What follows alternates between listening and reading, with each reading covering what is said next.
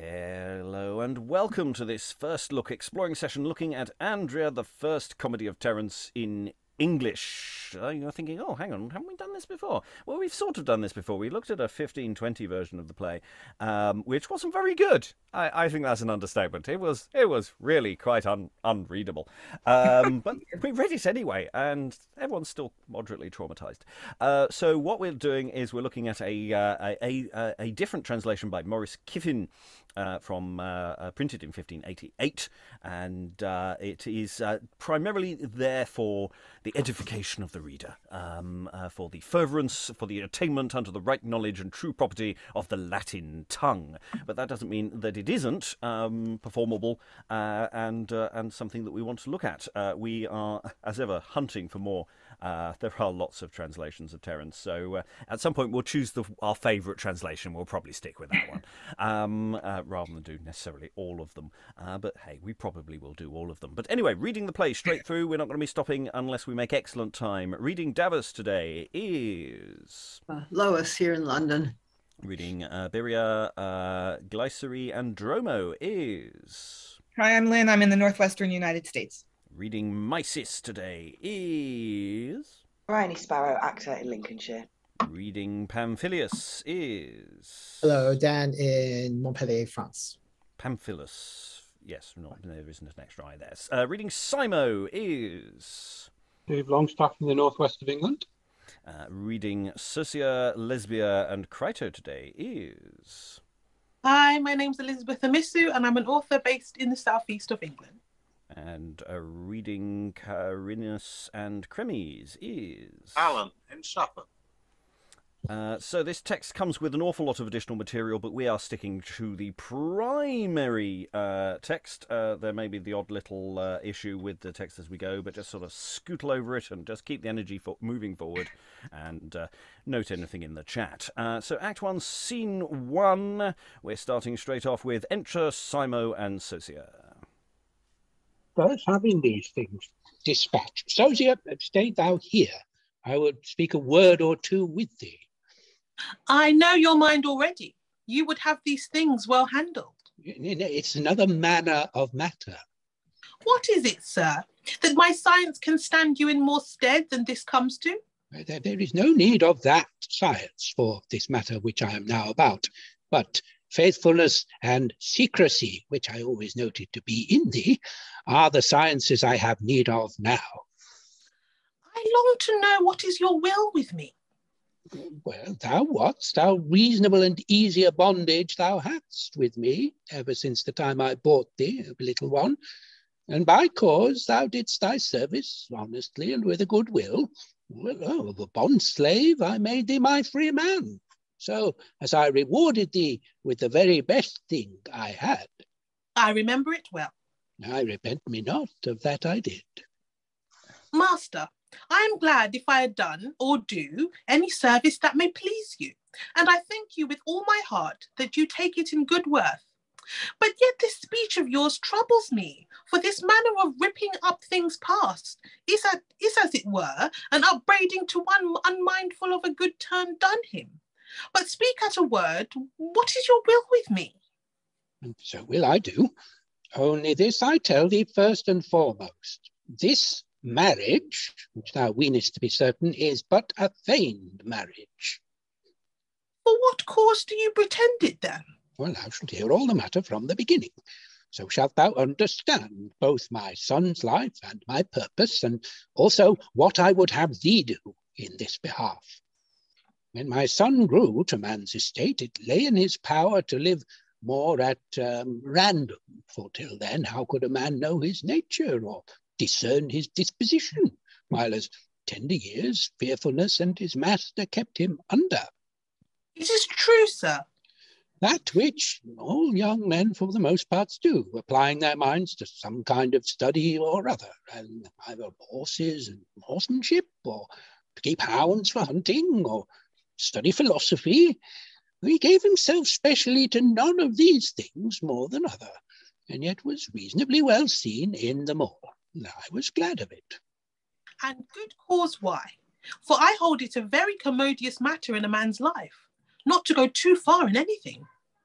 In this sort was the manner of his life, even gently to bear and take all in good worth, at all men's hands that he kept company with, betaking himself to do as they did, and to follow their studies and exercises, not thwarting any man, nor at any time putting forth himself before his companions, so as a man might full easily purchase praise and not be envied, and also furnish himself with friends. He took him to a wise course of living, for nowadays, flattery gains friends and truth gets foes. In the meantime, a certain woman of excellent beauty, and in the flower of age, came from Andros, now 3 years since, to dwell here in our neighbourhood, being thereto driven through very poverty, and the small reckoning that was made of her among her own kindred. Alas, I fear me that this woman of Andros might be cause of some evil. At the first, she lived chastely, sparingly, and hardly, earning her living by wool and web, but afterwards resorted, now one lover, and now another, promising reward unto her, and as all are naturally given, full soon to leave off labour and follow lust. Even so, this woman accepted the offers, and then she began the gain. They which then loved her, as it fell out, carried my son thither in company with them. I straightway imagined with myself, without doubt he's caught for a bird. He hath his errand. I watched their pages betimes in the morning, as they were wont to come thence or go thither. I oft times asked, boy, tell me if thou be a good fellow, who yesterday had his pleasure of Crisis, for so was the name of her of Andros. I perceive you.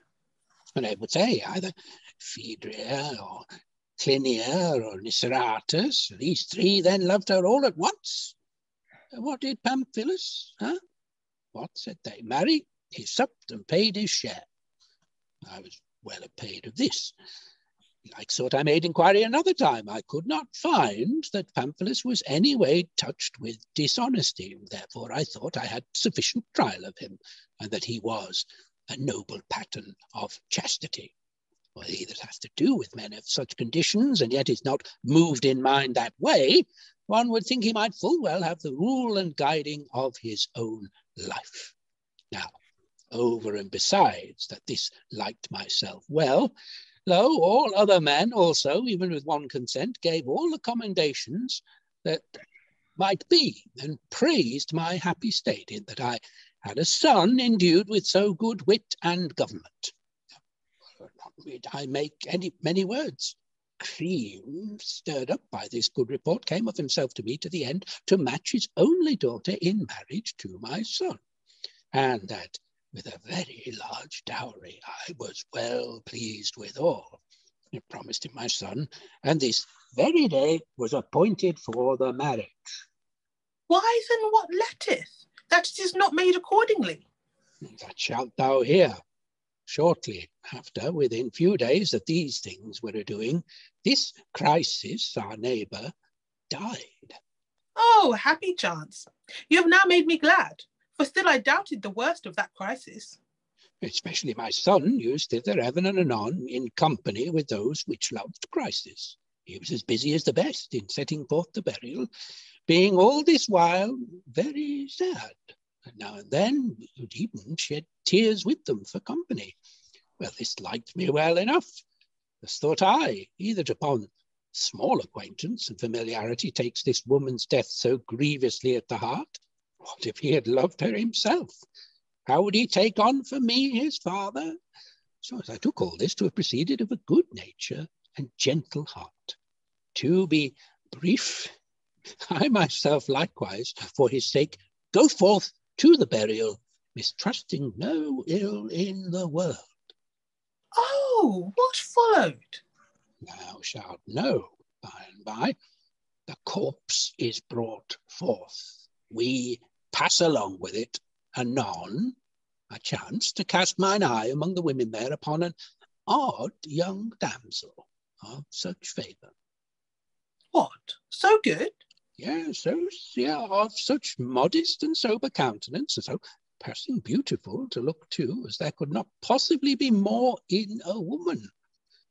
And to my seeming made greater sorrow than any of the rest. And for that she excelled all the other women, bearing a face worthy, an honest woman, and well-born, I get me to the waiting maids and ask what she might be.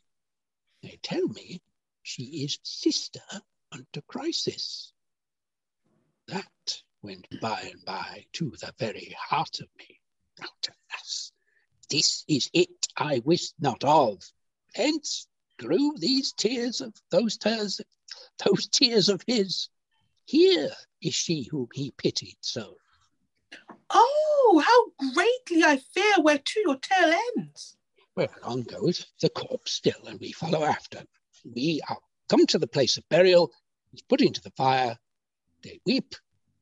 In the mean space, this sister, whom I told you of, rushed headlong to the fire, with no small jeopardy, whereat my son, Pamphilus, being sore frighted, did then, bewray his love, which he had cunningly cloaked and kept secret all this while. He runs unto her, takes her about the middle. My sweetheart Glycerie, quoth he, what do you do? Why do you go about to cast away yourself?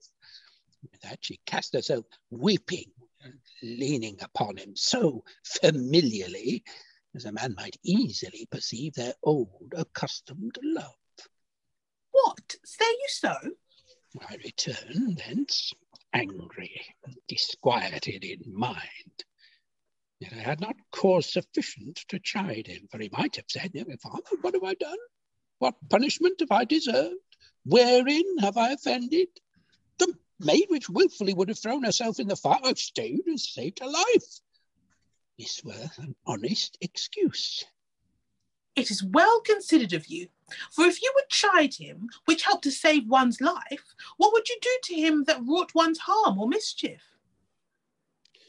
Next day following, Chremes came to me, exclaiming what a shameful act it was that Pamphilus, as he had found out for certainty, used this strange, naughty pack, even as his wife.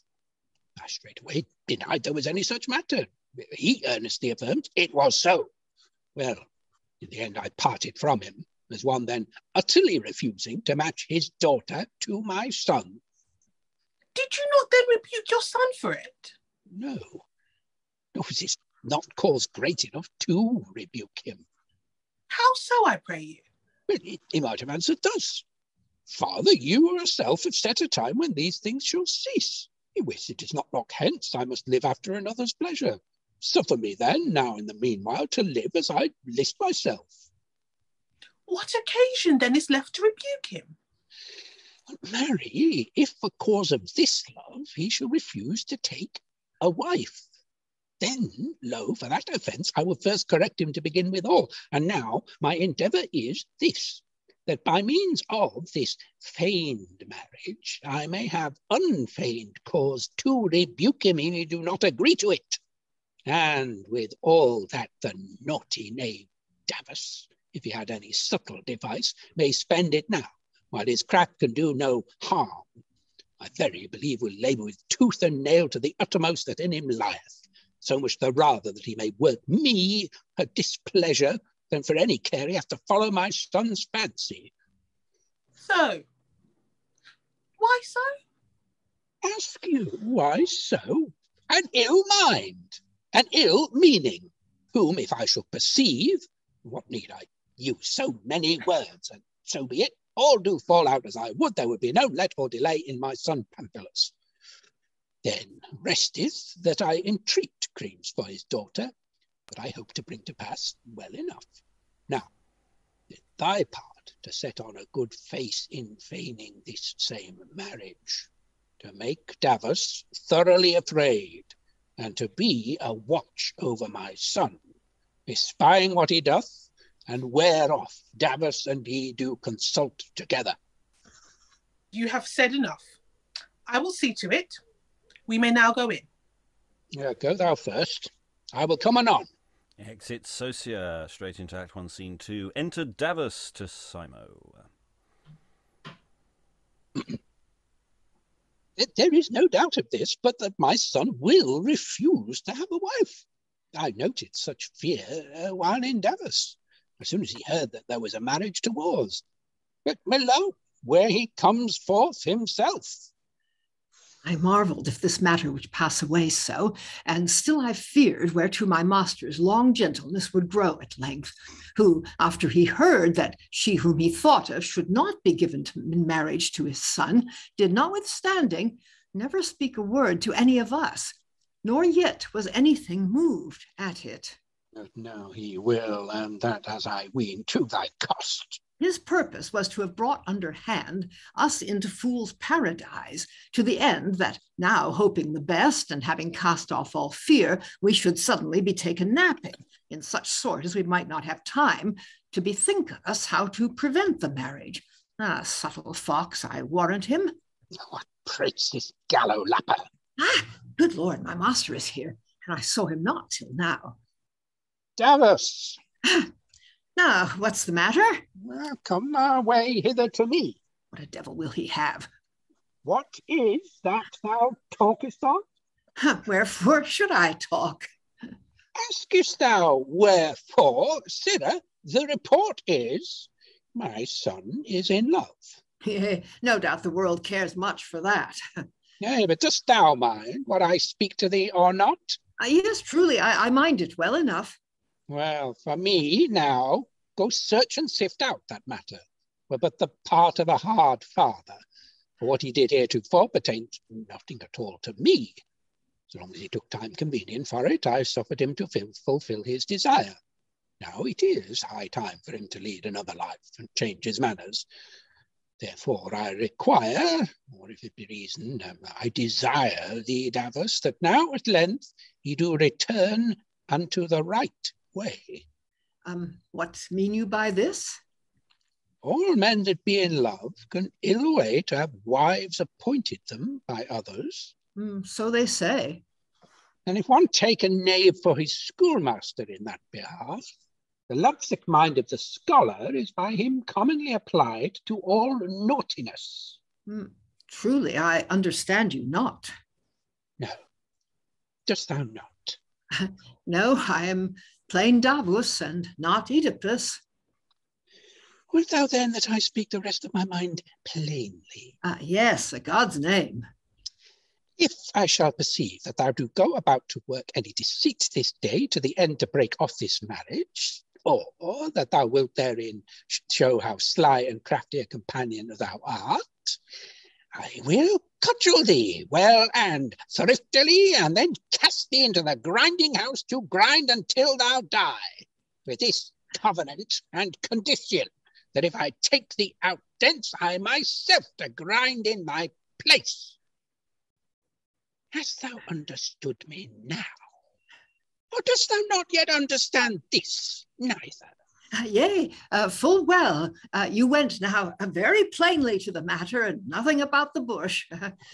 Rather bear any abuse at thy hands than be deluded in this matter. Yet, good words, I pray you, sir. But dost thou laugh me to scorn?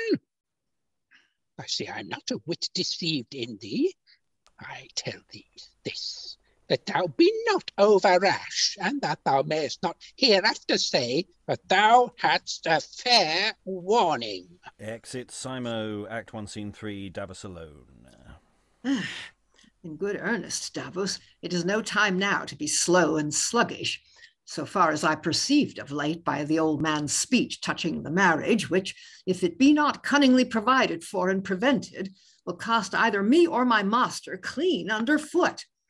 And yet I wot not in the world what to do, whether I shall help Pamphilus or else listen after the old man. If I leave him helpless, I fear me it will cost him his life. Contrariwise, if I aid and further him, then stand I in fear of the old man's threatening, whom it is a hard matter to beguile, for first and foremost he knoweth certainly of this same love, and being at deadly feud with me, he watcheth lest I go about some guile to hinder the marriage. He will, if he shall see any such matter by me, I am utterly undone. or if the Troy take him in the head, he will find some cause or other. Besides these mischiefs, so it be right or wrong, will tumble me headlong into the grinding house. Now, over and beside these mischiefs, this comes also in the very nick. This same woman of Andros, whether she be wife to Pamphilus or but his love, I know not, but great with child she is by him. And it is a world to hear their presumption. They fare as if they were lunatic and not lovesick. For be it boy or girl that she shall be delivered of, they are determined to bring it up. And now they feign betwixt themselves an odd piece of craft, that this Glycerie is a freeborn woman of Andros. Of Athens, there was a good while since, say they, a certain old merchant, which suffered shipwreck at the Isle of Andros, who afterward died there, and that she, being then a small succorless child, cast on the shore, should, forsooth, be fostered by Chryse's father. Trim fable. In good faith, methinks it sounds nothing like truth, and yet this feigned device pleaseth them well. But lo, where Mysis comes forth from her. Now will I go get me hence to the marketplace to meet with Pamphilus, lest his father come upon him unawares with this marriage matter. Exit Davus, Act 1, Scene 4. Enter Mysis the maid. Achilles, I heard you a pretty while since bid that Lesbia should be brought hither. In very truth, she is a drunken, harebrained woman, and far unfit to take charge of a woman in travail of her first child. Yet nevertheless I will bring her. See how earnest the old trot is to have her here, and all because she is a drinking gossip of hers. God grant my mistress safe and speedy deliverance, and that any other miscarry under the hands of the tipsy midwife, rather than she. But what is the matter, that I see Pamphilus so much out of quiet? I fear me all is not well. I will stay. I know whither this his trouble of mind bring not some heavy news. And Act 1, Scene 5. Enter Pamphilus to Mysis. Is this a point of good nature or a kindly deed? Is this the part of a father? What might that be? Oh, the faith of God and man! What can be greater spite than this? He had purposed with himself to marry me to a wife today. Ought not I have known so much beforehand? Had it not been meet to have made me privy to it long ere this? Woe is me, silly wench that I am. What means Chremes, who having once denied to give me his daughter to wife, doth he now change his mind in that because he seeth me still one manner of man? Doth he deal so overthwartly to then to part me from Glycerie, forlorn man that I am? Which if it came to pass, I am clean cast away. Alas, alas, is there any man living so reft of all grace and good fortune as myself?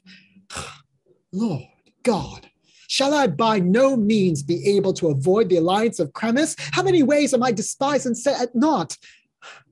All things were done and past, and lo, I that was refused am sought for again. And wherefore, without it being as I suspect, they cloak some secret fault in her, and because she cannot be shifted to any other, they would thrust her on me. These words do astonish me for fear, silly wench that I am. But what should I now say of my father? Is it fit he goes so carelessly to work about so great a matter, who passing by me ere while at the marketplace spake to me in this sort? Oh, Pamphilus, thou must be married today. Get thee home and make thee ready. It seemed to me he said, get thee away quickly and hang thyself. I was utterly amazed. Think ye that I could bring forth one word or make any excuse for myself were it wrong, false, or never so foolish? I became quite dumb. But had I wist so much before, if I should now ask me, what would I then have done? Surely somewhat I would have done rather than do as I did. But now whereto shall I first betake me? I am cumbered with so many cares which diversely hail my mind to and fro, with what love and pity toward this woman.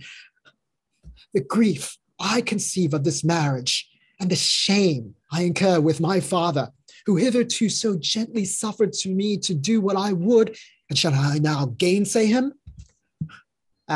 Woe is me, I wot not what to do. I fear me, wretch, whereto this doubtful pang will break in the end. So as now it is very needful that either he came and speak with my mistress himself, or else that I say somewhat to him as touching her. For while his mind hangs thus in doubt, it is carried here and there with the least thing in the world. Who talks here? Oh, Mysis, welcome. God save you, Master Pamphilus. How doth thy mistress? Do you not know? She is in labour with child, and for this the silly woman takes care and thought, because heretofore your marriage was appointed to be made as this day. Moreover, she is in great fear lest you will forsake her. Lord, should I find in my heart to do so? Alas, poor soul, should I suffer her to be deceived through me, which committed her whole trust unto me, and even put her life in my hands? Shall I deal so by her, whom I have entirely loved as my wife, that through need and necessity, her chaste behavior and well-ordered life should be corrupted and changed? No, I will never do it. I would not fear at all if it lay only in you, but I fear how you will be able to hide the brunt of your father. What? Dost thou think me so faint-hearted, or moreover so unkind, or uncourteous, or so cruel, as that neither our daily familiarity, nor love, nor yet very shame can move me, nor put me in mind to keep my promise with her? This one thing I wot well, she hath deserved that you should be mindful of her. That I should be mindful of her. Oh, Mysis. Those words of crisis remain yet printed in my mind, which she spake unto me as touching Glycerie. Being near the point of death, she calls me to her. I came, and after you were gone aside and nobody left but we two, thus she began.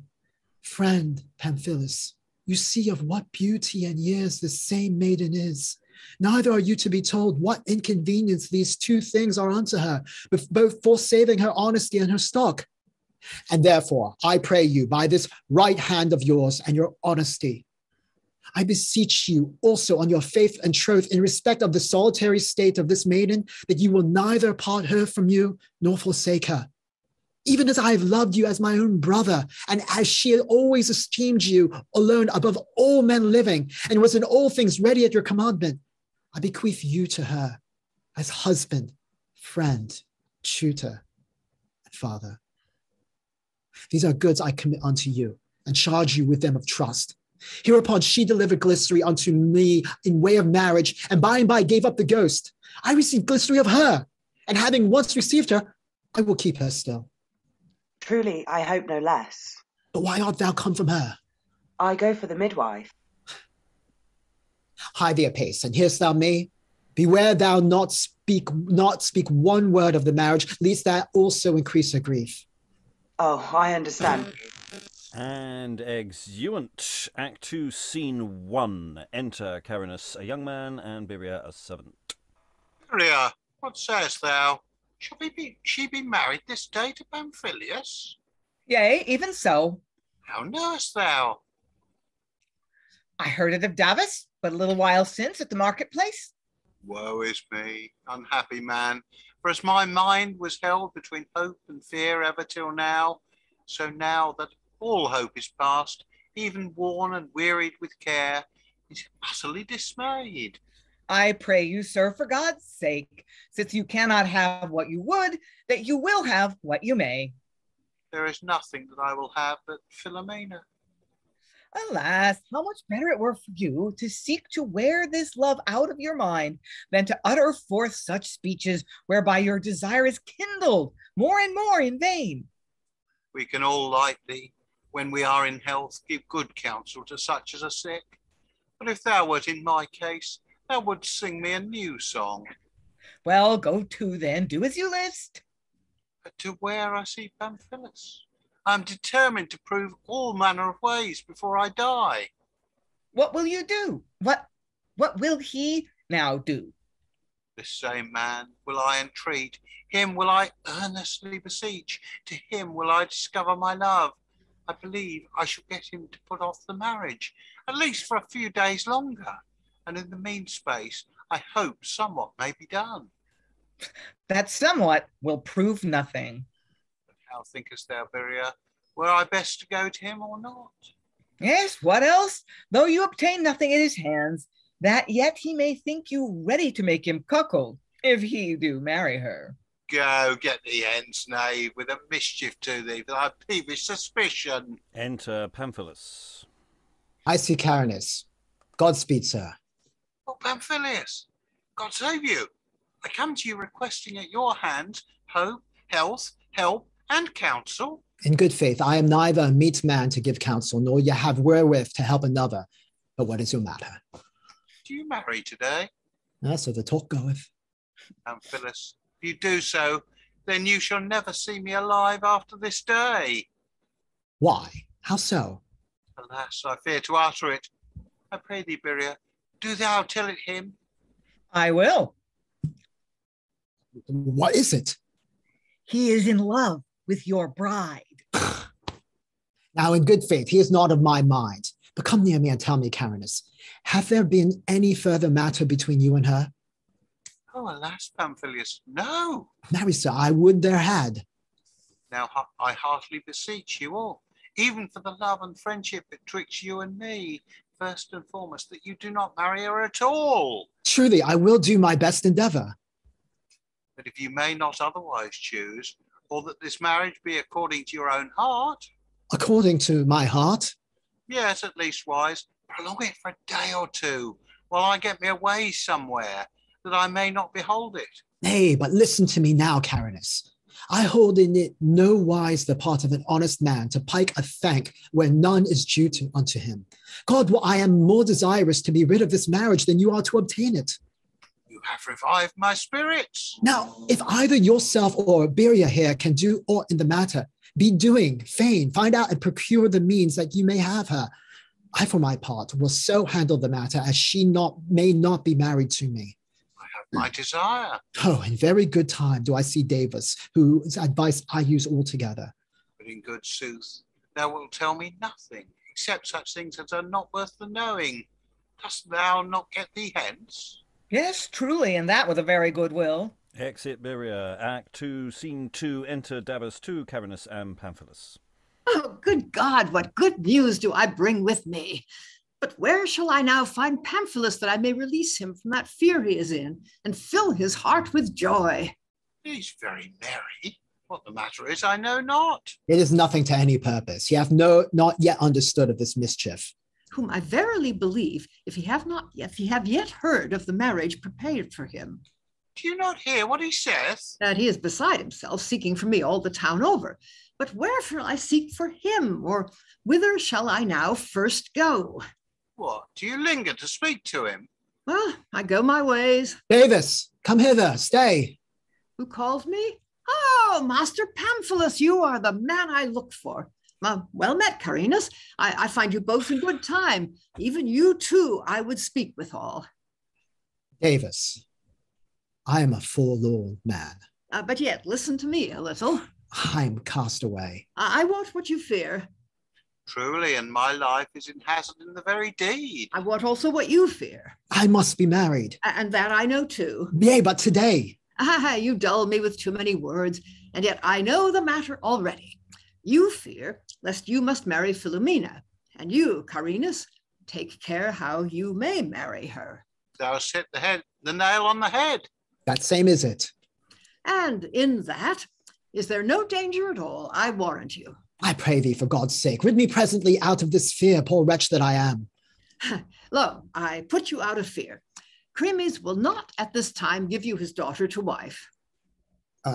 How knowest thou so much? I know it full well. Your father met me erewhile and told me that he would marry you this day to a wife, besides many things else, which now is no time to rehearse. By and by I hasted me and ran every foot to the marketplace to tell you of this. And when I could not find you there, I got me up on a high standing and looked round about me. You were nowhere to be seen. By chance, I spied Byrria, this man's servant, and I asked him for you. He said he saw you not. This troubled me. Then I bethink me what to do, and as I was returning thence, I fell to mistrust whether there were any marriage towards or no. I remembered there was very small provision of meat. He himself was very sad. The marriage was to be made on the sudden. This did not hang well together. What of all this? I presently got me to Chremes' house, and being come thither, there was nobody stirring about the door. I was glad of that. You say well. Tell on. I stayed there a while and could see nobody either going in or coming out. I went my ways in and looked narrowly. There was never an elderly woman, no trimming up of the house, no stir or preparation. I grant you, it is great likelihood. Nay, but do these things seem to agree with a marriage matter? No, Davus, as I guess. Guess, say you. You take your mark amiss. The matter is out of all doubt. Moreover, as I was coming thence, I met with Chremes' boy carrying pot herbs and a hapworth of small fish for the old man's supper. Davus, I'm rid out of danger this day by thy means. Truly, but you are never the nearer. How can that be? For surely Chremes will not give his daughter in marriage to him. Oh, wise woodcock, as though it must needs follow, if he give not his daughter to him, that therefore you shall marry her. Unless you see better unto it, and unless you make suit to the old man's friends, you do but throw your cap into the wind. You advise me well. I will go thither, although in good faith. This hope hath deceived me already more than once or twice. Farewell. Exit Carinus, moving us into Act 2, Scene 3. What means my father then? Why doth he dissemble with us? Mary, I shall tell you. If so be it, he be now in a chafe, because Chremes will not marry his daughter unto you, then, lo, may he think with himself that he doth you wrong. But yet he will think it no wrong at all before such time as he shall perceive how your mind is settled towards marriage, lest, if you shall refuse to marry, then will he lay all the fault upon you, and then will be old stir and hurly-burly. But what would thou have me to do, that I should yield to marry? Oh, master, consider he is your father. It is hard to withstand him. Moreover, this Glycerie is a lone woman. He will quickly pick a quarrel against her, and so turn her packing out of town. May he turn her away? Yes, out of hand. And then I pray thee, Davus, what shall I do? Say to your father that you will marry. Alas. Why? What's the matter? Should I say so? Why not? I will never do it. Never deny it. Never do thou persuade me to do it. Do but consider what will follow of this. This will follow, that I shall be shut from Glycerie and tied up to this woman. Not so. Mary, I ween your father will say thus much to you. I will have you to marry a wife today. You shall say, I will. And then, I pray you, what cause shall he have to chide you? By this means, you shall make all his devices, which now are of force, to be then altogether frivolous, and that without any danger to yourself, for this is without all question that Chremes will not marry his daughter unto you. And for more surety, you shall not cease to use Glycerie's company still, as you have done, lest haply he should alter his mind. Tell your father that you are willing to marry, so as when he would be angry with you, he may have no cause. For as for that vain hope of yours, imagining thus with yourself, Tush, it is no danger for me to withstand my father. No man will marry his daughter unto a man of my manners. I shall easily put you out of that hope. He will find out a poor and mean marriage for you, rather than he will suffer you to be spoilt by harlots. But if he shall perceive that you are well content with this marriage, you shall make him reckless of the matter. He will seek another wife for you at leisure, and in the mean space, some good fortune will fall. Mm-hmm. Dost thou think so? Nay, surely there's no doubt of that. Yea, but take heed whereto thou persuadest me. But are you not yet resolved? Well, I will say so to my father, but we must take heed that he understand not of the child I have by Glycerie, for I have promised to bring it up. Oh, notable bold deed. She earnestly besought me to give her my faith and truth on this, so she might be sure I would not forsake her. Well, it shall be cared for, but your father is here hard by. Beware that he do not find you sad. Act 2, Scene 4. Enter Simo to Davus and Pamphilus. Come again to see what they are doing or consulting. He makes sure account that you will refuse to marry. He hath studied by himself, and is now come out of some solitary corner, hoping he hath devised talk wherewith he may bring you beside yourself. Therefore see that your wits be your own. I will do as well as I may. Master, credit me in this. I say unto you that your father will not give you one evil word today, if you do but say that you will marry. Act 2, Scene 5. Enter Byrria to them. Muted at present. My master gave me commandment that, setting all business aside, I should watch Pamphilus this day, to the end I might learn that what he did as touching the marriage. And that is the matter I am now come after him hither. But lo, where he is with Davus, here hard by, I will do that I came for. I see them both present before my face. Look to yourself. Pamphilus? Turn suddenly toward him, as though you were not aware of his coming. Oh, father! Well handled of you. I will have thee to be married today, as I told thee before.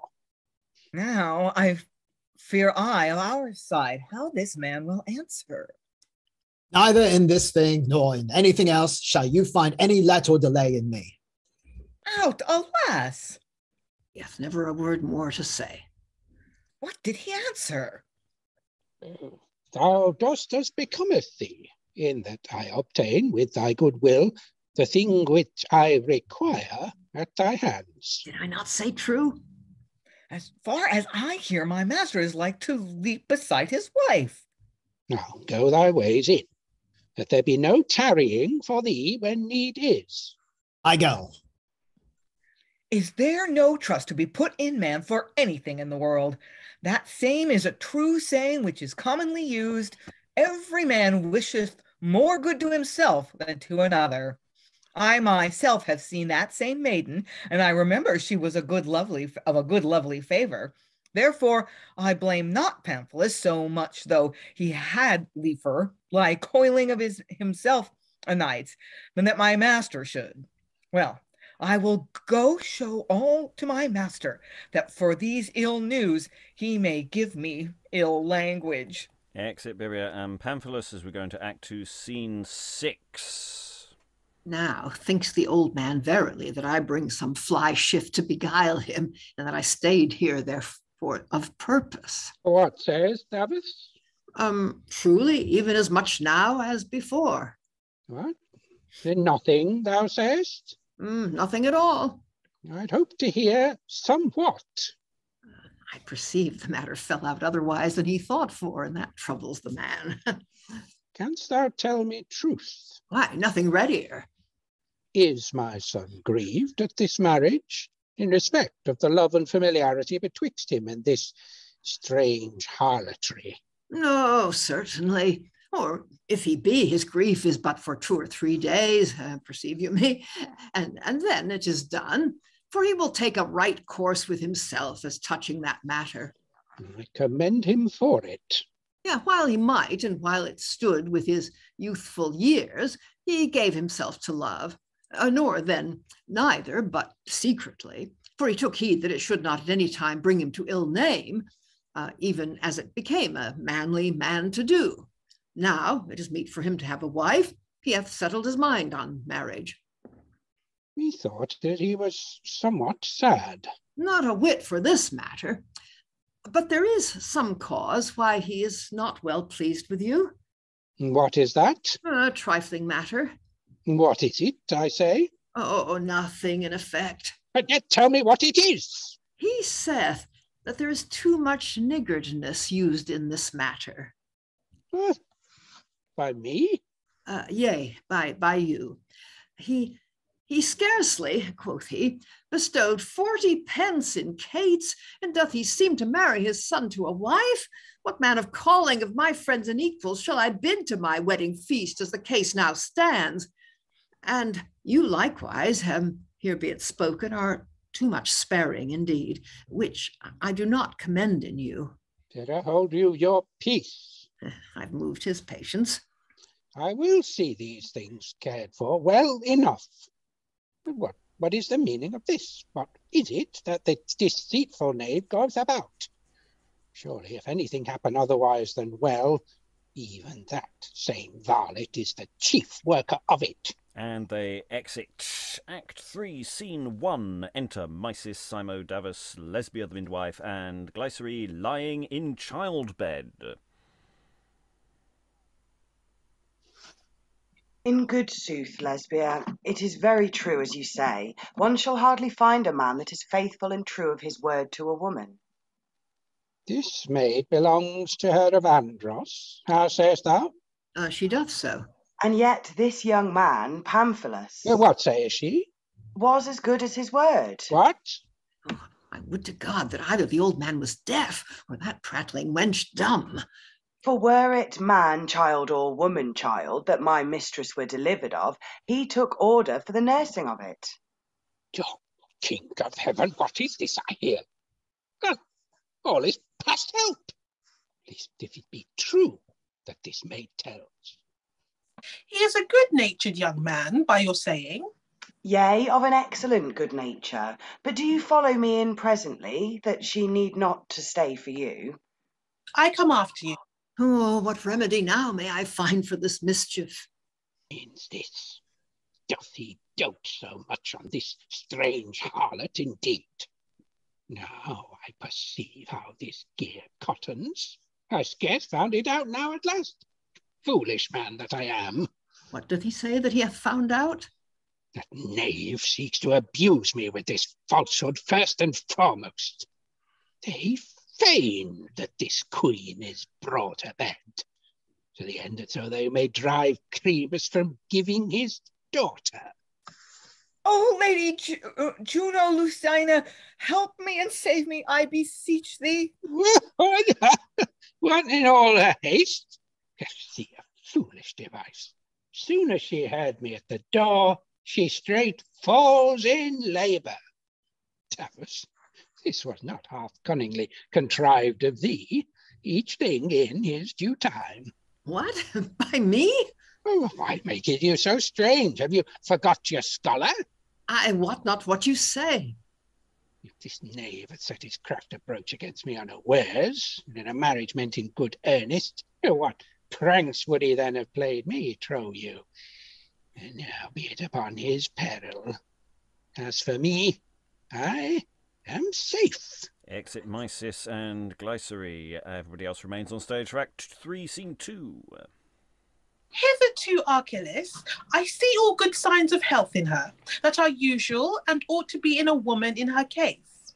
Now, first and foremost, cause you those things to be washed, and then give her that drink, and the same quantity that I appointed for her. I will come back again hither by and by. Before God, there is a jolly bouncing boy born unto Pamphilus. Now, I pray God send him long to live, because he hath so honest a man to his father, who had care and conscience not to deal amiss with this kind-hearted young woman. Lesbia departs. And who that knew thee would not judge this also to be a craft of thy budget? And what is that, I pray you? She did not will them while she was in the house to do what needful for the woman that lies in, but after she was come forth, she kept a prattling out of the street unto them which were within doors. What, Davus, am I so little set by of thee? Or I pray thee, do I seem so fit a man for thee to seek to beguile with such manifest fraud and falsehood? At least wise thou dost thy diligence, so as I may well seem to be put in fear by thee, surely if I'd known it before. Now, in good faith, this man beguiles himself. I do not. But did I not give thee straight charge to the contrary?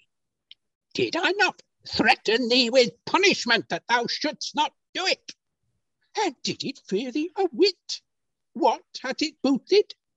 Shall I now give thee credit in this, that she there is brought a bed of child by Pamphilus? Oh, I see now wherein he is deceived. I wot well what I will do. Dost thou not answer me? What? Should you give me credit? as though it was not told you before that these things would come so to pass. Did anybody tell me so? Why then did you of yourself find that this is a feigned matter? That's me to scorn. No doubt it was told you before, for how else should it come upon you to suspect it? How? Marry, because I knew thee. As who should say it was done by my device. Yea, I am well assured of that. Well, sir, you do not yet thoroughly know what manner of man I am. Do not I know thee, knave? But when I begin to tell you anything, you straightway think that I go about to beguile you. No, that is a lie. So as in good faith nowadays, I dare not scarce open my lips to you. This one thing I am sure of, that here is no woman delivered of child. Have you understood so? But nevertheless, ere it be long, the child shall be brought here and laid before the door. Master, I tell you of it now beforehand, that you may certainly know what will follow, lest hereafter you should say that this was done by the counsel or craft of Davus. And I would in any wise that this evil opinion which you have of me were clean out of your mind. How camest thou to know this? I heard it, and I believe it true. There be many things more than one which cause me to conjecture as I do. Even now is the first time that this queen declared herself to be with child by Pamphilus, which is but a false device. Moreover, now that she sees preparation at home for the wedding, the maid, forsooth, in all haste is sent for to the midwife to come to her, and withal to bring also a child with her. Well, without that it so come to pass that you do see the child with your own eyes, nothing will hinder the course of this marriage. Yeah, what sayest thou? When thou once understoodest that they purposed such a matter, why did thou not then presently tell it unto Pamphilus? Why then, who else hath withdrawn him from these harlots but myself? For certainly we all know how exceedingly he loved this woman. Now he is desirous to have a wife. And as for that matter, let me alone withal, yet nevertheless, go you on forward still with this marriage as you do, and I hope God will prosper it. Very well. Go thy ways in. Stay there till I come and provide what is needful. He could not drive it into my head to make me believe all this. Neither am I certain whether all that he told me be true or no. Yeah, but I pass not greatly for that. Marry, the matter I stand most upon is the promise which my son himself made unto me. Now will I go meet with Chremes. I will entreat him for his daughter to my son in marriage, and if I do obtain her, why should I make any more dallying for the matter, but marry them out of the way? For as touching my son's promise, I have no doubt at all if he shall refuse to perform it, I may rightly compel him to it. Now, yonder where Chremes himself comes towards me, even in as good time as may be. Yeah, Davus has exited Act 3, Scene 3, enter Chremes to Simo. Save you, neighbour Chremes. Oh, sir, you are the only man I sought. And I, you. You come as well as I could wish. There have some been with me which told me they heard you say that my daughter should this day be married to your son. Now the matter I come for is to see whether you or they dote. Hear me a word or two, and you shall soon know both what I desire of you and also what you require of me. I hear you. Go to. Speak your mind. Chremes, I beseech you, for God's sake, and for our friendship's sake, begun twixt us from our childhood and grown together with our years, I beseech you, as you love your only daughter, and as you tender my son, whom it lieth in you chiefly to save or to spill, that you will help me now in this matter, and like as the marriage should have been, so that now it may be made up betwixt them. Hush, never pray me so much. as though you could not obtain this at my hands but by much praying. Do you think me now another manner of man than I was then when I promised my daughter unto you? If it be a matter profitable for both parts, that this marriage be made, then cause her forthwith to be sent for.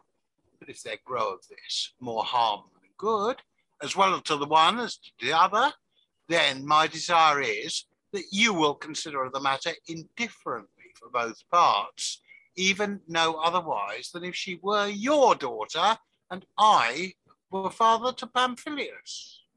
Yea, Chremes, even so is my meaning, and therefore do I request that it may be effected. And nor would I request it at your hands if the matter itself did not give me good occasion. What may that be? Marry, sir, my son and Glycerie are fallen out. I hear you. Nay, but so far fallen out as I hope they may be quite set asunder. Tush, 'tis but a tale. Nay, without doubt it is, as I say. Yea, forsooth, thus as I shall tell you. The falling out of lovers is a renewing of love. Alas, I pray you then, let us now prevent that while time is, while his hot love is allayed with bitter words. Let us couple him to a wife before that this naughty park-shoed craps and feigned tears do work again his lovesick mind unto pity and compassion.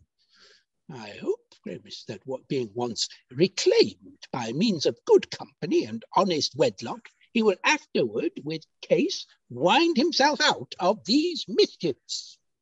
Seems so to you, but I think it neither possible for him to continue with this wife, nor yet for me to be able to endure it. Well, how can you know that till you have made trial of it? Yea, marry, but it is a shrewd matter to make that trial upon my daughter. Well, yet the very worst and uttermost of all can be but a divorce or separation, if any such matter should happen, as if God forbid it should. But contrariwise, if by this means he do amend and become a new man, then see how many commodities ensue. First and foremost, you shall restore to your friend his son. Next, you shall find a sure son-in-law to yourself. And lastly, a staid husband to your daughter. What? Say you so? If you be persuaded that this is expedient, I, for my part, will not have you hindered of any good turn that I may afford you. Not without good cause have I always set most store by you of any man. But what said you erewhile? What? How came you to know that they be at war between themselves? Even Davus himself, the chief of their privy council, did tell it me, and he likewise persuades me to hasten this marriage as much as I may. Think you he would have done this unless he was sure that my son desires the same? You shall hear him yourself by and by. Oh, sirs, call me out Davus hither. See yonder way he comes forth of himself. Act 3, Scene 4, enter Davus to Simo and Chremes. I was coming to you. Well, what's the matter? Why is not the bride sent for? It waxeth now very late. Do you not hear him? Well, Davus, I stood somewhat in fear of thee erewhile, lest thou, as the common sort of servants are wont, should by craft and knavery have deceived me in respect that my son is in love. Alas, sir, should I have done such a deed? I was of that belief, and therefore, fearing such small matter, I kept secret from my son and thee that which now I will tell thee. What is it? Thou shalt know, for now in a manner I begin to have some trust in thee. At last, then, you know what manner of man I am. This marriage was not meant to have been made indeed. What? Was it not? Ah, but I feigned it a purpose, that I might thoroughly try you. What? Is it true, sir? It is even so as I tell thee. See, I could never perceive so much. Oh, notable policy. Nay, but listen to me. As soon as I bade thee go hence in, this man met me in excellent good time.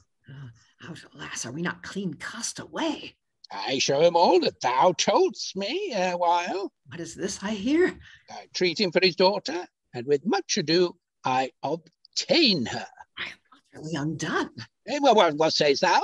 I say it is excellently well done. Now is there no let or delay on this man's behalf. I will go hence to bid everything be made ready, and so bring word hither again.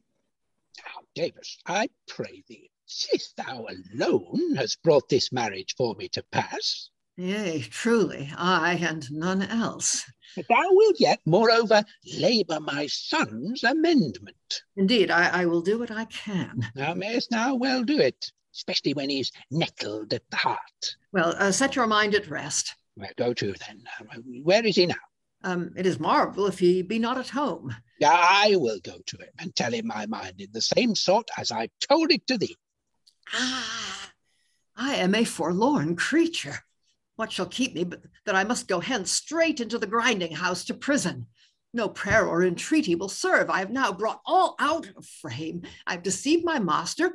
I've forced a marriage on my master's son. I was the cause that the marriage shall be made today, even quite unhoped for of the old man, and clean contrary to the mind of Pamphilus. See these goodly crafts of mine. Had I not busied myself, there had happened no harm at all. But lo, yonder I see him himself. I am but a dead man. I would to God there were some place where I might throw myself down headlong. Simon and Chremes having exited, Davus is met with Pamphilus as we go into Act 3, Scene 5. Where is that mischievous varlet which hath clean undone me? The Lord have mercy upon me. And yet I confess, this that hath happened is even good enough for me, where I would be so sottish and so very adult as to commit my whole estate and welfare unto a prating villain. Therefore I reap a just reward for my folly, but he shall never escape scot-free with it. I'm sure to be safe enough forever hereafter, if I may but now avoid this mischief. But what may I now say to my father? Shall I now refuse marriage, and yet promised erewhile that I would marry? With what face dare I do that? I wot not what to do with myself. Truly, nor I neither what to do with myself. Yet this is it I am fully resolved upon. I will tell him that I shall presently find out some remedy, and so put off my punishment yet a little while. How? Now he sees me. Come hither, you honest man. How say you, sirrah? See you not how I, poor soul, am bested by means of your devices? But I will remedy it by and by. Wilt thou remedy it? Yes, certainly, Master Pamphilus. Yes, even as thou didst of late. Rather better, I hope. Should I credit thee, vile hangman? Canst thou recover a matter full of trouble and past all hope of help? Out, alas, what a sure stare had I of thee, who this day out of my greatest quietness has forced me into a marriage spite of my teeth? Did I not tell thee it would this come thus to pass? You did so. When art thou worthy of? Hanging. But yet, suffer me a little to come to myself. I will straightway seek out some help. Alas, that I have not leisure to punish thee as I would. It is now time for me to see to myself and not to be avenged of thee. And they exit into Act 4, Scene 1. Enter Carinus, young lad, Pamphilus, and Davus. Is this a thing credible or worthy to be spoken of, that there should be so much perverseness in any man as to delight in evil and seek his own commodity, even by the discommodity of another? Is this kind of people to be trusted? Nay, certainly those are the very worst kind of people, who are somewhat shamefast in denying a request, but afterward, when time requires performance of their promises, then of necessity they bewray themselves and falter, and yet the matter itself drives them to a flat denial. Then is this their speech void of all shame and honesty, as thus: who are you, sir? What friend of mine are you? Why should you desire my sweetheart?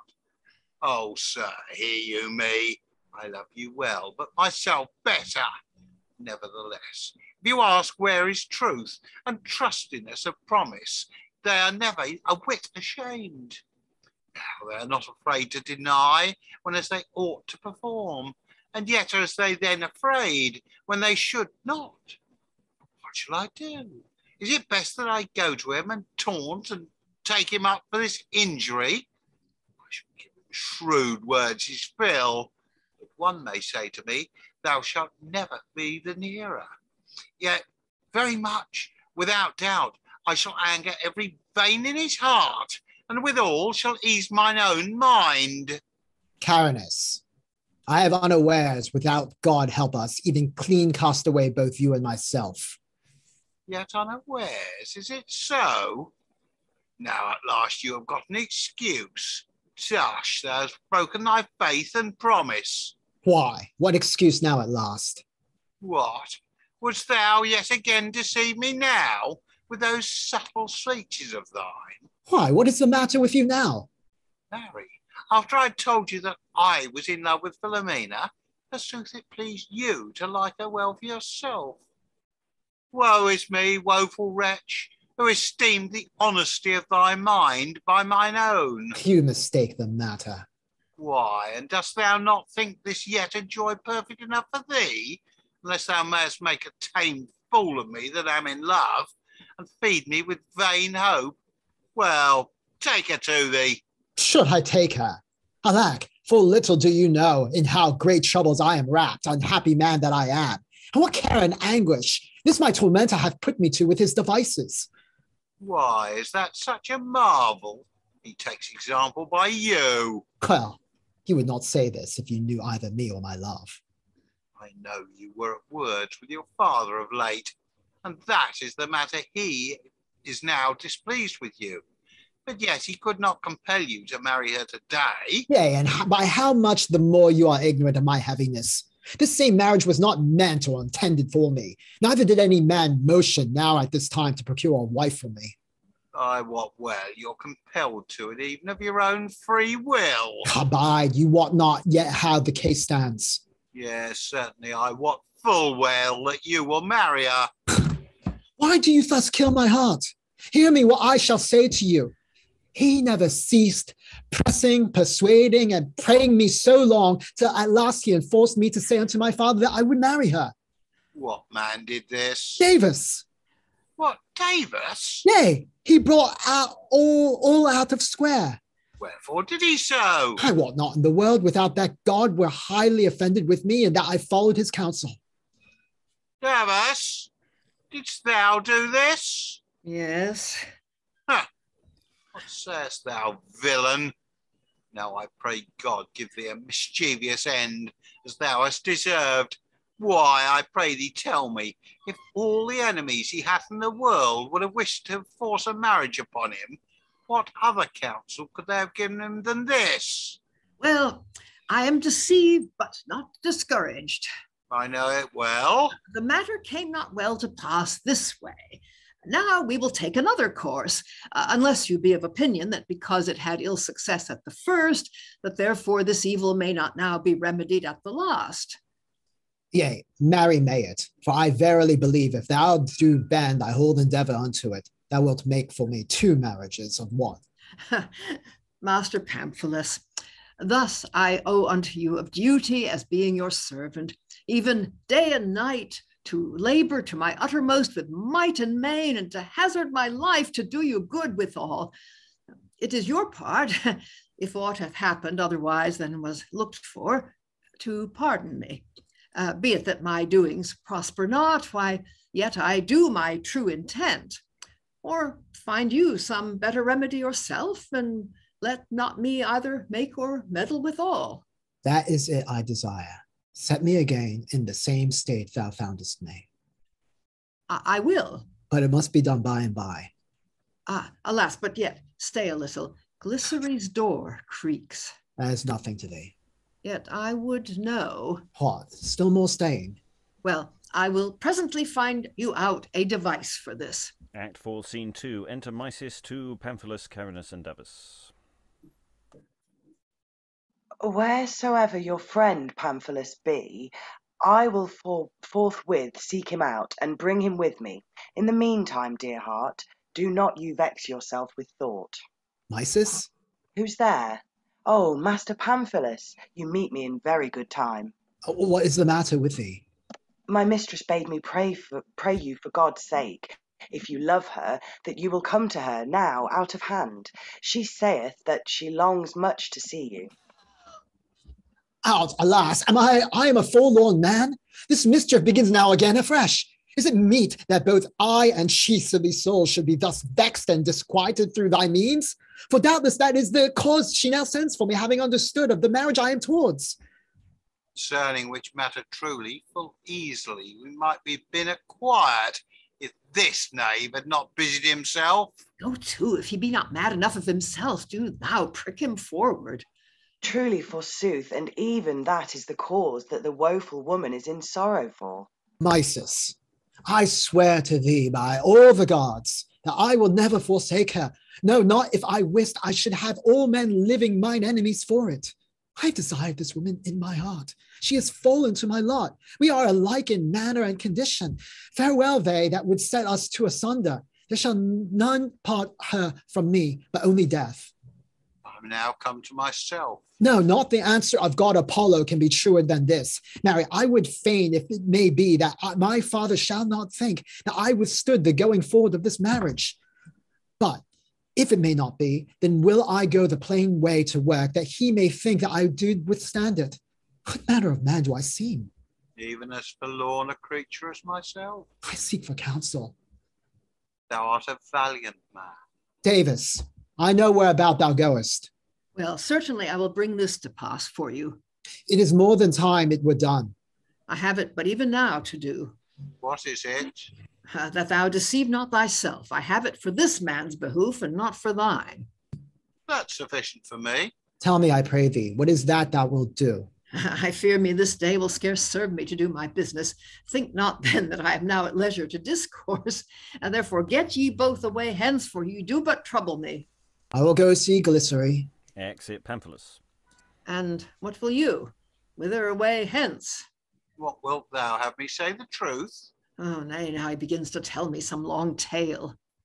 But what shall become of me? Why, thou shameless man, is it not well for thee that I gain thee one little day's respite, in that I do prolong his marriage? Oh, Davus, yet notwithstanding. What then? That I may attain to marry her. See, a fool. Well, look thou, come hither to me. If so be, thou mayest do any good in the matter. To what end shall I come? I can do nothing. But yet, if they may do aught. Well, go to, I will come. If thou mayest do anything, thou shalt find me at home. Exit Carinus. Mysis, do thou stay here a little for me till I come forth again. Wherefore? For a thing that must needs be done. Hie thee apace. I tell thee, I will be here again by and by. And Act 4, Scene 3. Davus looks like it possibly just nips out, but comes straight back on again in a moment, leaving Mysis for the moment to speak. What? Can one be sure of nothing in this world? Oh, Lord God, I still thought that this Pamphilus was my mistress' chief joy, as being her friend, her lover, her husband, and one ready to serve her turn in all assays. But now, alack, forlorn woman, what grief takes she for his sake? Without doubt there is more harm in this than there was good in the other. But lo, Davus comes forth. Abide, fellow. What is that, I pray thee? Whither away carriest thou the child? Mysis, how must I have thee show thy ready wit and cunning in this matter? Whereabout goes thou? Take this same child of me quickly, and lay it down before our door. What, I pray thee, on the bare ground? Take thee some herbs off this altar, and straw under it. And why dost not thou do it thyself? Because, if perhaps I shall be driven to swear to my master that I laid it not there, that I may swear with a safe conscience. I perceive you, but yet tell me, I pray thee, how is it come upon thee to be so holy now of late? Go to, bestir thee, that thou mayst know further of my mind what I will do. Oh, good Lord, Why, what now? Now the bride's father is come and hath prevented me. Now I leave off my purpose which I first intended. I wot not what thou sayest. I will now make as though I came this other way on the right hand. See that thou be ready to answer, and uphold my talk in every point as shall be needful. I perceive not at all what thou intendest to do, but if there be anything that my help may stand you instead, or that thou see further into the matter than I do, I will stay here, lest you should be hindered of any benefit by my default. Act 4, Scene 4, enter Chremes to Mysis and Davus. Now that I've made all things in readiness for my daughter's marriage, I'm come again that I may cause her to be sent for. But what are we here? In good faith, it is a child. Woman, didst thou lay this same child here? Whither is this fellow gone? What, wilt thou not answer me? Alack, he is nowhere in sight. Woe is me, poor wench. The fellow is gone his ways and left me here. Good Lord of heaven, what hurly-burly is yonder at the market? How much people is there at strife? Without it be that corn be at a high price, I wot not what in the world to make of it. I pray you, sirrah, why did you leave me here all alone? Oh, how now, what tale is this of a roasted horse? Nay, but hearest thou me, Mysis, whose child is this? Or who brought it hither? Art thou well in thy wits that asketh me this question? Whom then should I ask, seeing here is nobody else? I marvel which it should be. Wilt thou not tell me what I ask? Alas. Come thy way hither on my right hand. Thou ravest. Didst thou not thou thyself? Hush, be not so hard for thy ears as to speak one word more than I shall ask thee. Thou railest. Whence is this child? Speak out aloud. From among you. It is a wonder, no doubt, if a whore play a shameless part. This maid belongs to her of Andros, for aught I can perceive. Do we seem such fit copsmates for you to mock and dally withal? I came in time. Stir thee quickly and take away the child hence from the door. Abide still. See thou stir not a foot out of the place thou standst in. I pray God a very vengeance light on thee, that so dost terrify me, poor wretch that I am. Do I speak to thee or not? What wouldst thou? Dost thou yet ask me what? I pray thee, whose child hast thou laid here? Tell me. Dost not thou know? Let pass what I know, and tell me what I ask. It is yours among you. Which of us oweth it? Pamphilus. What saidst thou? Is it Pamphilus' child? Why, I pray thee, and is it not? I see I did well always to shun this same marriage. Oh, notable prank worthy of punishment. What exclaiming makest thou? Why, did I not see this same child brought unto you yesterday in the evening? Oh, thou brazen fast fellow. At least I saw Gammer Canthara with her clothes tucked about her, carrying somewhat in her lap. In good faith, yet I thank God with all my heart that there were some free women of the city at my mistress' deliverance. Without doubt, she knew not him for whose cause she takes this matter in hand. If Chremes shall see this same child laid here before the door, then will he not give his daughter in marriage. In good sooth, he will give her so much the sooner. But in good sooth he will not. Now be thou well assured of this, that if thou do not take away the child, I will by and by spurn it into the middle of the street, where I will trample thee also in the dirt. In good sadness, fellow, thou art not well in thy wits. One deceitful device brings another to light. I hear now such whispering among them that this same Glycerie is freeborn of Athens. What is this? So as he shall be driven by law to marry her. Why, I pray thee, and is she not free of this city indeed? See, I was well nigh fallen into a shrewd sporting game unawares. Who talketh here? Oh, Chremes, you come in as good time as may be. Hear me what I shall say. I've heard every word already. What, have you heard all this talk? I tell thee, I heard all from the beginning. I pray you, and have you heard it indeed? Fie, out upon these lewd pranks. Now should this same queen be had hence unto Bridewell? This same is the man thou didst thus mock. Think thou then that thou mockest Davus? Alas for me, unhappy wench that I am. In good sooth, old father, I have told nothing but truth. I know the whole matter already, but is Simo within? Yes. Chremes.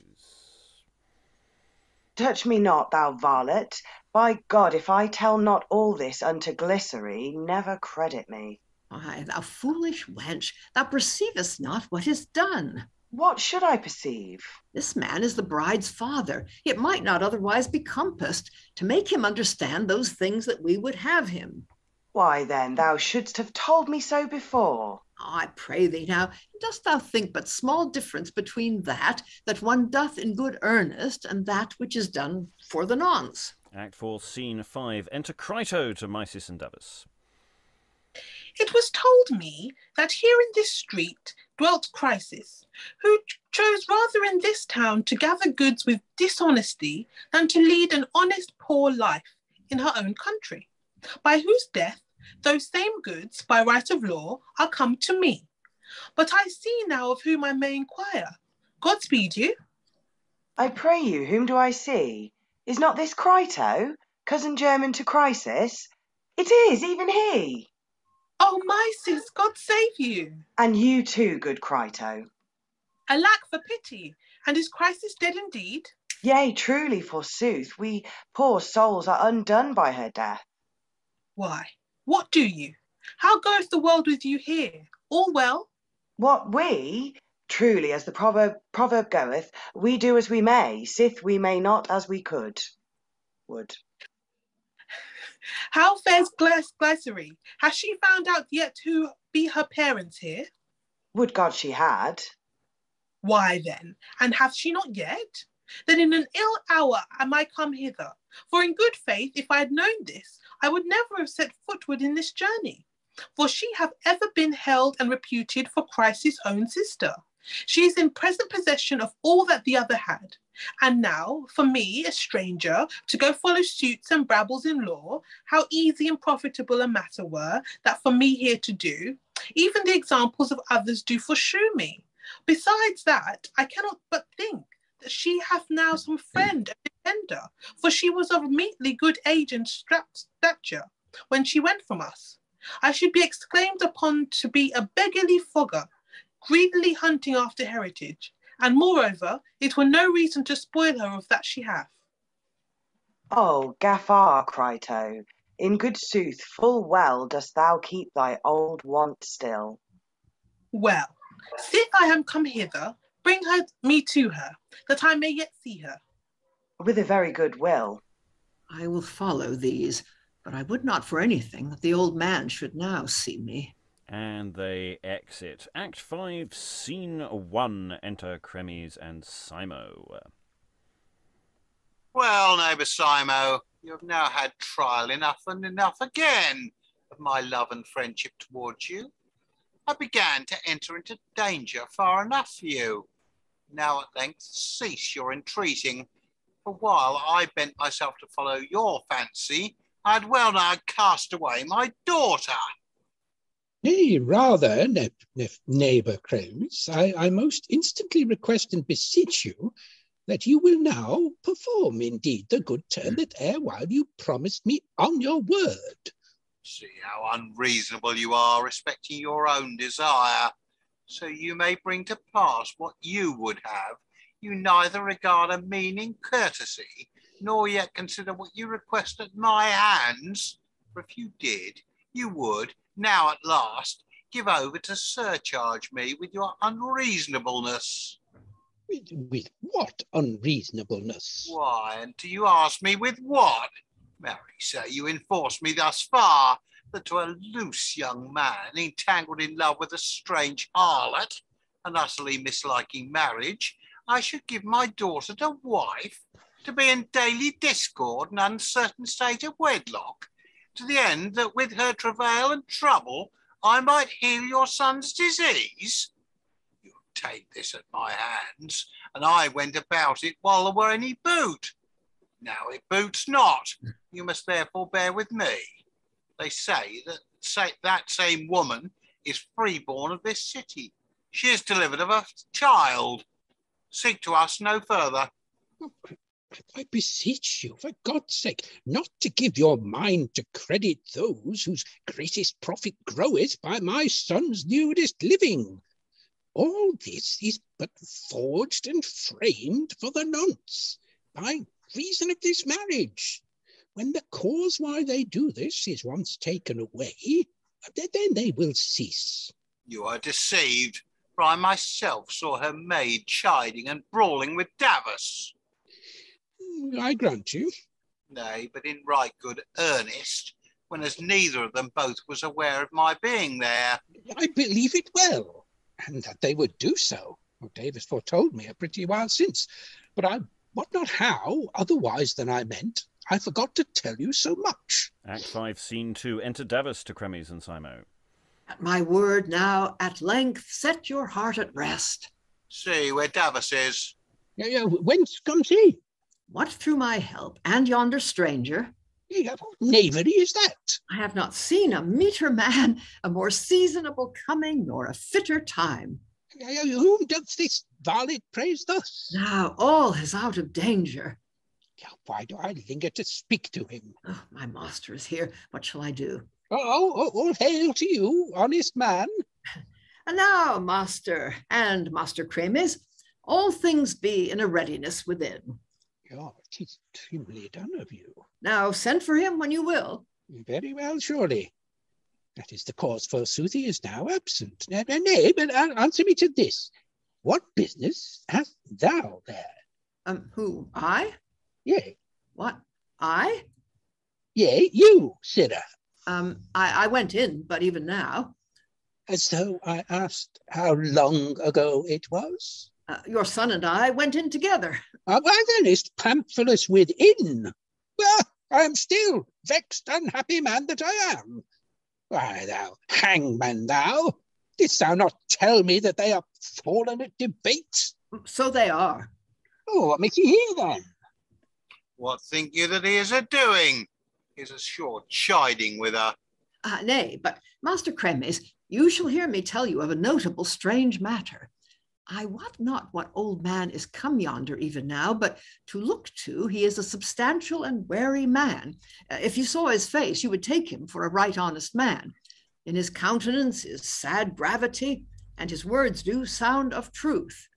What tidings, bring'st thou? Nothing forsooth but what I heard him say. And what saith he, I pray you? Marry, that he knoweth Glycerie to be a free-born woman of Athens. Oh, Dromo! Dromo! Enter Dromo the beetle. What is the matter? Dromo! Oh, why, hear me, sir. If thou speak one word more, Dromo! I beseech you, hear me. What would you have, sir? Hoist up this knave on thy back and carry him in as fast as thou canst. Whom? Davus! Wherefore? Because I will have it so. Take him away, I say. What have I done, sir? Get away with him. If you do find that I told you any lie, kill me forthright. I will not hear one word. I will set thee in a beat by and by, I warrant thee. What? Notwithstanding, I say nothing but truth. Nay, nevertheless, sirrah, see thou that he be kept fast fettered. And here is thou me. Bind his hands and feet together. Now, sir, go to.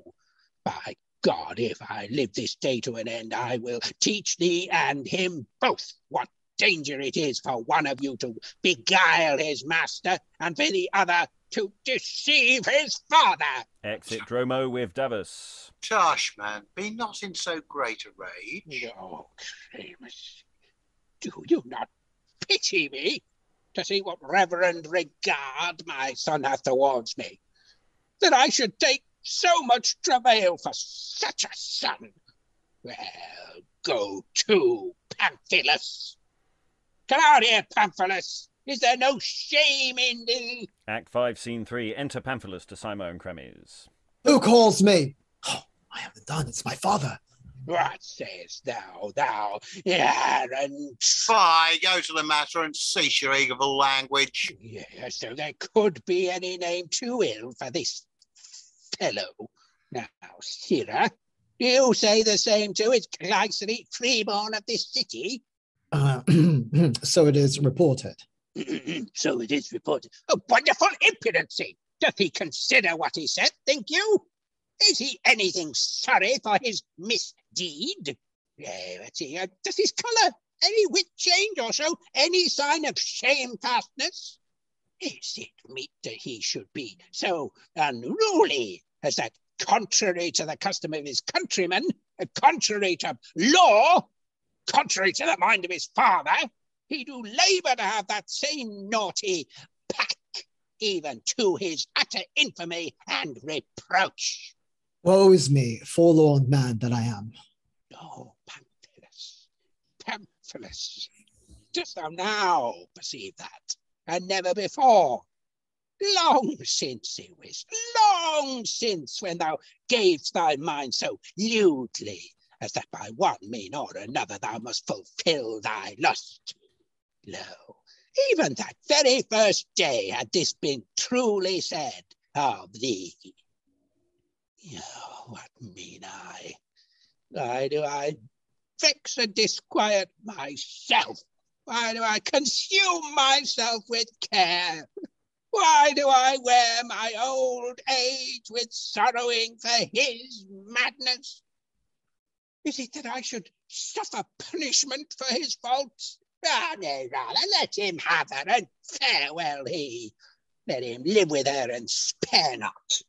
My good father. Oh, well, my good father, as who should say you have any need of this father? Why, you've got your house and wife and children, and all maugre your father's heart. There be also those brought which affirm that same queen to be freeborn of this city. You shall have the victory. Other, may I speak a word or two? What wilt thou say? Simo, yet hear him. Oh, I hear him, Chremes. What should I hear him? Why, man, yet give him leave to speak. Go to him may speak, I let him not.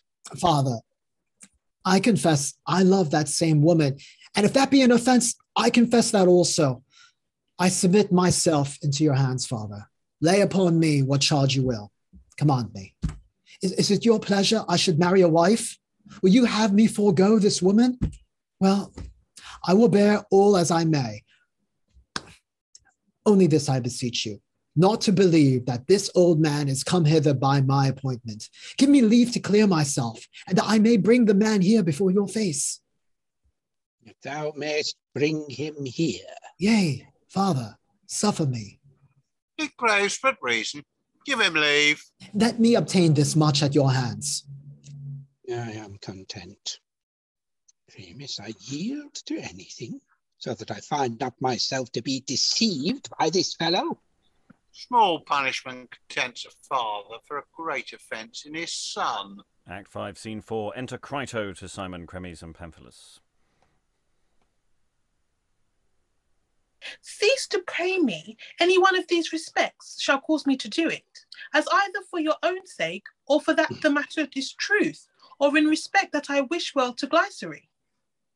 What is it? Crito the Andros that I do see? Truly, 'tis he indeed. Welcome, Crito. What makes you at Athens, being here such a stranger? It is so fallen out. But is this Simo? The same as he. Well, for me thou askest. Why, Sarah, dost thou say that Glycerie is freeborn of this city? Dost thou deny it? No, art thou come so well provided, indeed? Why so? Askest thou why? Shalt thou do this and escape unpunished? Dost thou toll here into thy snare young men void of experience and honestly brought up? Art thou he that feedest forth their minds with enticing and fair promising? Abide, art thou well in thy wits? And dost thou make marriages between them and the harlots that they are in love withal? Alas, I am undone. I fear me, the stranger, will have never a word to say. Simo, if you knew this man thoroughly, you would not think so of him. This is an honest man. May this fellow be an honest man? Comes he this day, so jump in the very time of this marriage? And could he come never before now? Why, Chremes, is this a man to be believed? Were I not afeard of my father, I could tell him that which would satisfy him in this point well enough. Fucking knave. What? Oh, Crito, bear with him. This is his fashion. Nay, let him consider what he is. As for me, if he proceed to call me at his pleasure, he shall hear that shall be little to his liking. Do I let that say marriage? Or do I ought at all pass for it? Thou dost not bear thy grief patiently, for as touching what I spake, whether it be true or false that you heard, may soon be known. A certain man of Athens, a good while since, suffering shipwreck, was cast on shore at Andros, together with that same Glycerie, as then a little child. This man, being then in need and necessity, by chance first arrived at the house of Chrysis' father. Now he begins a fable. Suffer him to go on. What? Even so indeed? He interrupts me. Go on with your tale. Moreover, he which received him into his house was my cousin. There did I hear the man himself say that he was of Athens, and in that house he died. What was his name? Would you know his name so quickly? Phania. Out, alas, today. In good sooth, I take it, his name was Phania. This I am well assured of, that he said he was a Ramnusian. Oh, the King of Heaven! Yea, Chremes, there were than many other in Andros, which heard him say the same. Would to God it were no otherwise than I hoped for. Tell me this, Crito, what said he then as touching the girl? Did he say that she was his daughter? No. Whose then? His brother's daughter. Without doubt she's mine. What say you? Nay, what sayest thou? Listen to this here, Pamphilus. What think you of this? That same Phania was my brother. Well, I knew the man. I wot very well he was your brother. He, flying hence for fear of the war, takes his way after me into Asia, and then he was afraid to leave her here behind him, since which time I never heard what became of him till now. I am well nigh beside myself. My mind is so whelmed with fear, hope, joy, and with wondering at so great and so sudden good hap. Now, in good faith, I am glad that by many proofs she is found to be your daughter. Father, I believe it well. But there remains yet one doubt, which sore troubles me. You are well worthy to be hated for your peevish preciseness. You make a doubt where all is as plain as a packstaff. What is it that you doubt of? A name falls not outright. Truly she had another name when she was a child. What name? Cannot you remember it, Crito? I am calling it to mind. Shall I suffer this man's memory to be a hindrance unto my wished joy, when as I may help myself in this point? No, I will not suffer it. Lo, you hear, Chremes? The name you seek for is Passabula. That same is she. It is even she. She hath told it me her own self 1,000 times. Chremes, I ween you believe that we all rejoice at this. Yea, so God me help, I do believe it. Father, what remains now to be done? The matter itself hath reconciled me a good while since. Oh, an excellent father. Chremes altereth nothing as touching my wife, that I may still enjoy her as I have done. Marry, and good cause why, unless your father say otherwise. Only as touching the dowry. Yea, marry, that. Pamphilus, her dowry is £500. I accept it. I will now hie me to my daughter, and you, Crito, go with me, for I believe she never knew me. Why do you not rather cause her to be brought hither to you? You put us well in mind. I will presently cause Davus to get about the matter. He cannot. How so? Marry, because he hath a great matter of his own, which toucheth him nearer. What is that? He lieth bound in prison. Father, then he is wrongfully bound. Not so. I commanded it. I beseech you, command that he be let loose. Go to. Be it so. But make haste then. I go in straight away. Oh, blessful and happy day that this is. Act 5, Scene 5, enter Carinus, Pamphilus, and Davus. I am come forth to see what Pamphilus is a-doing. Oh, where he is. Perhaps somebody would think I scan't believe this to be true, but I will have it be true as it is indeed. I suppose that therefore the life of the gods is everlasting, because pleasures do properly belong unto them. For my own part, I am in heaven already. If so be it, no grief of mine do intermingle with this joy.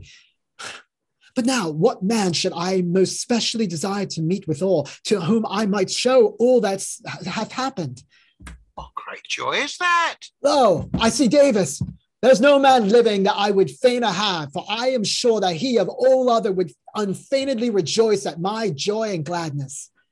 Where about here is Pamphilus? Davus! What man is that? It is I. Oh, my master, Pamphilus. That was not what hath happened to me. Very true. But I wot well what hath happened to myself. And so do I too.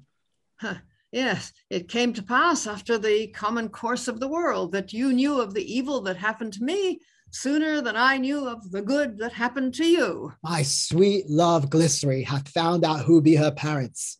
Oh, happy chance. What is that? Her father is a very special friend of ours. Who is that? Chremes. You say well. Neither is there any let or tarriance, but that I may marry her out of hand. What, does he not dream? Trow you? That which his man ran up on being awake? Now, moreover, Davus, as touching the child. Tush, let it alone. God doth specially provide for it above all other children. I'm a made man, if this be true. I will sure speak with him. What man is there? Oh, Carinus, you come to me, even as well as heart can wish. It is well.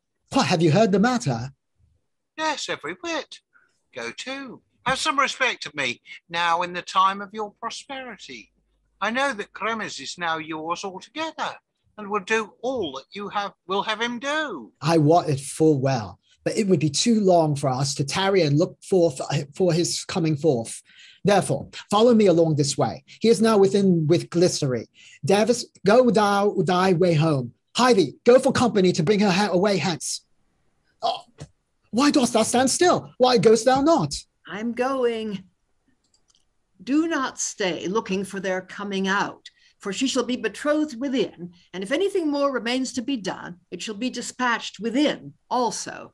Now, clap hands and rejoice.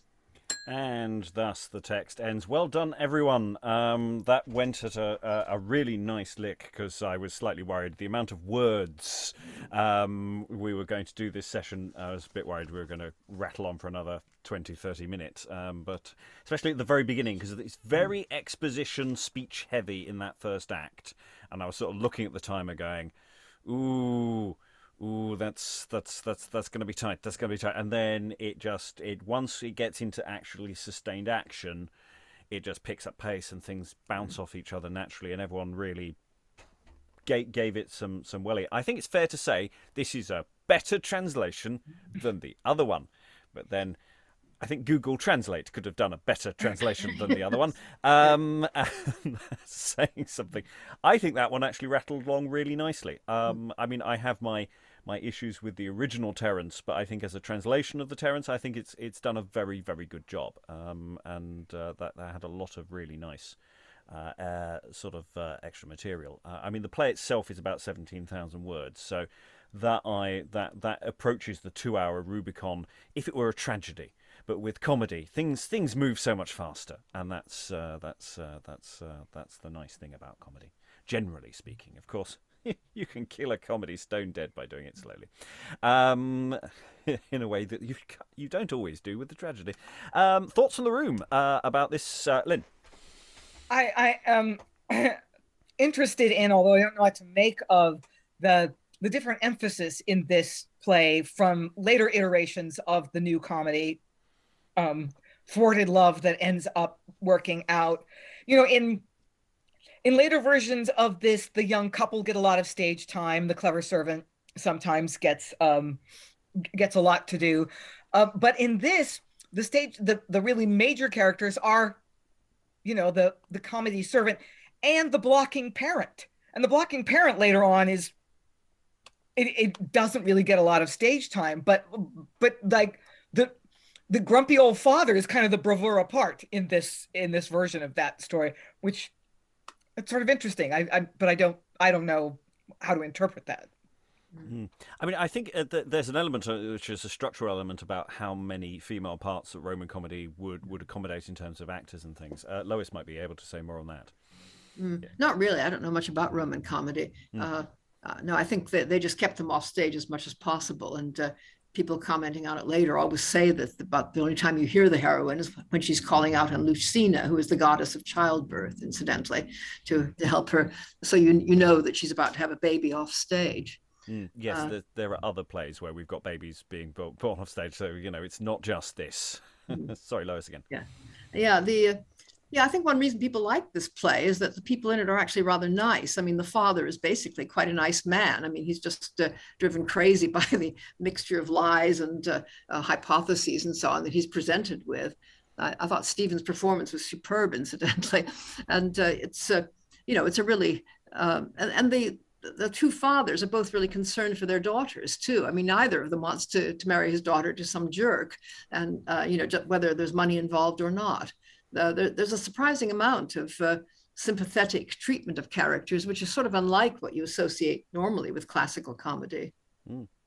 I'd say it's once we get past that initial opening barrage of sort of expositionary speeches and let me explain the plot and let me set up plot, it does tick along very nicely, I have to say.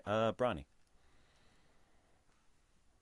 Yeah, agree with Lois. The characters are just really endearing and lovely and quite well rounded as well. And also a lot of the lines when it was running at its fastest, and for me, like the best moments of it, they felt like banter. It was just really nice back and forth that it was natural and easy and it worked. And there's an element of the text that we weren't putting on the video, which is the in between at the beginning of each scene. There's a little mini argument which explains what's happening in the scenes to come, but also occasionally gives sort of useful little sort of editorial notes on what's to come. So there's the one where the text basically says there's a lot going on in this scene with gestures that you can't really get, you're not necessarily going to get, and lots of additional detail that I say that we didn't have the time to go into here. But it has to be said, carefully translated out of Latin by Maurice Kyffin, and I think that's an accurate description, actually. I think a lot of care has gone into this to make it not only reasonably accurate, but also has life to it, and is actually readable and performable. I mean, I don't know whether we have any particular evidence for actual performances of this text, but certainly it could be. I don't have any problems with it as a performance text, which makes me happy. Lynn, again? Were you waving? No? Other thoughts in the room? Lois? Well, something else that struck me was that there is a kind of meta-theatrical quality about it. I mean, it's partly a joke that Simo deceives himself by thinking that something which is true is actually false, but also he comments on the fact that when this woman comes out of the house and blabs about the child being born and so on, why did she do it out in the street? Why didn't she do it in the house? It's obviously trying to fool me. But, we've noted in other translations from the classics that people are always doing this. They're always coming to the door and then saying some lines to somebody back in the house and some lines out in the street. I mean, they have to, otherwise nobody would hear them.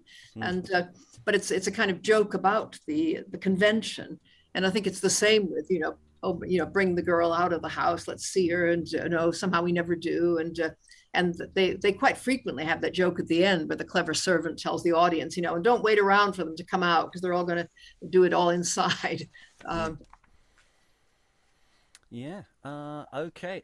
Any final thoughts anyone wants to throw in? I won't go around the whole room for this one. Anyone wants to volunteer a final thought? Wave at me now or forever hold your peace. Dan.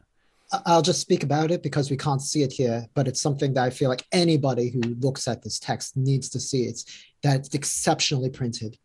It's such an easy text to follow when you follow the printing down to its punctuation, down to all of the stage directions, where you obviously don't have to follow them, but because there are so many digressions and so many asides, and even besides just the arguments, but the glosses in there are extremely helpful for somebody who wants to stage it. There, at least you've got the options of it. So it might sound confusing when you're just listening to a Zoom or just watching a Zoom of it, but it's all there in the text of how one may want to put this together. But the extreme care, especially because this was printed in 1588, is really unusual because plays had obviously been printed before that, but the big glut of plays didn't really come until the 1590s. So it's just something that I like. I really love the pacing of this, everything that everybody's already said about it, but then just there's an added element of it's a joy to even read aloud because you've got it all set out for you. Lois. Yeah, and I suppose that's part of the point of which again, we didn't read all the prefatory poems, a lot of them in Latin and dedications. I mean, it was clearly a book that I imagine he gave copies of it to quite a lot of people after it was printed. It's a labor of love in a way. And it's there as an educational text. I mean, the other subheading, a commodious mean of help to such as have forgotten Latin for their speedy recovering of ability to understand, write, and speak the same. And I actually think genuinely this is actually quite a useful addition for those who would like to, compare the Latin text with the translation and to get up to speed. And I commend it to the house. Lynn. Yeah, the standard exercise for acquiring a second language, particularly a classical language, was double translation. You would translate your Latin text into your vernacular tongue and then take the vernacular text and try to basically reproduce the original Latin text by retranslating it, so that there was this idea that you could literally translate one language to another, that there were exact equivalences. We kind of don't think that now, but that was the exercise. So if we make this as close a translation as possible to the Latin, you should be able to look at it and then look at the Latin and know what the Latin literally means. So I'd say there are 5 more Terences translated around about the same time as this. A little later on, they get published all together. This one sort of gets nicked for that edition, and discuss. And there are actually lots more Terences. So if the other plays, the other translations, the other 5 are as good as this, then I think we will enjoy them. Fingers crossed.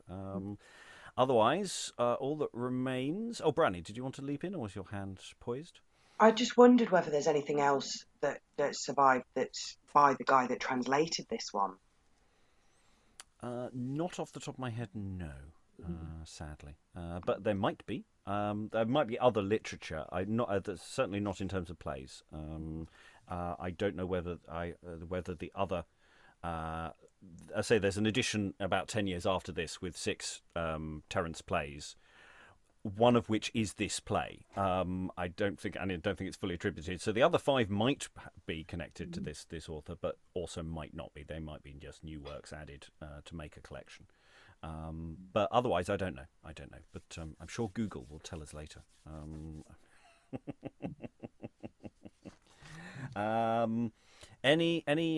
Any other business before I say I close the session? No. Well, we managed that in very good time. I'm very pleased with that. So all that remains to thank all the wonderful readers for all their wonderful reading. Thank you very much, everyone, and goodbye. Bye. Woe is me, woeful wretch.